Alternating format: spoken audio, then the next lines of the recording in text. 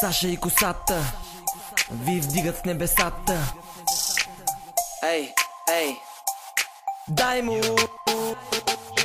Кой е ухото? Ми то вече се знае. Кой е ухото? Той сам ще си признае. Кой е ухото? Косата ще ми каже. Саша, времето само ще си покаже. Кой е ухото? Ми то вече се знае. Кой е ухото? Той сам ще си признае. Кой е ухото? Скоро на някой ще му резнем едното. В компанията наша имаме ушенце. Играе го отново невинното момченце. От компания в компания ходи да подслушва, но Саша е хиена и вече го надушва. Около мене се върти и ще го запаля. Няма да го галя, няма да го жаля. Ако се усещаш, ушко бягай надалече, защото ти в глупости и мене ме завлече. Не сте си обучили достатъчно ушите. Кой да ги издава? Ами те самите. Идва той до мене, наго да ме пита. Няма да му кажа, но нека да опита. Каквото и да става, нищо не знам. Вълк единак съм и живея сам. Нищо не искам, даже и да знам. Чист съм и няма за какво да се издам.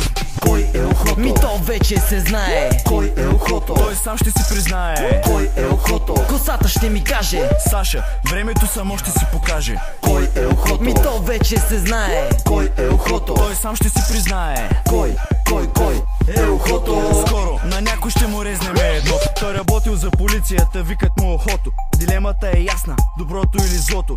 Вие сте бите карти, цакам ви се сото. Топче от станьол, долу примадото. No snitching, no lying, get rich or die trying. I'm a king of the jungle, you can call me lion. Винаги съм краен, този трак ще бъде траен. А за моите приятели вечно се отдаен. Саша и косата от уши не се нуждаят. Ние не правим схеми, не е нужно да ни лаят. Които ни подслушат, гробовете си копаят.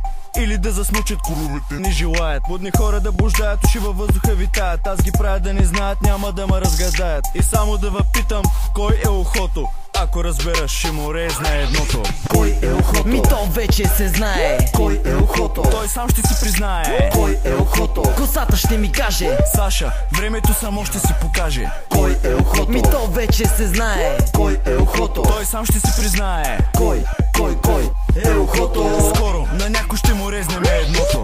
Саша и косата ви свалиха на земята.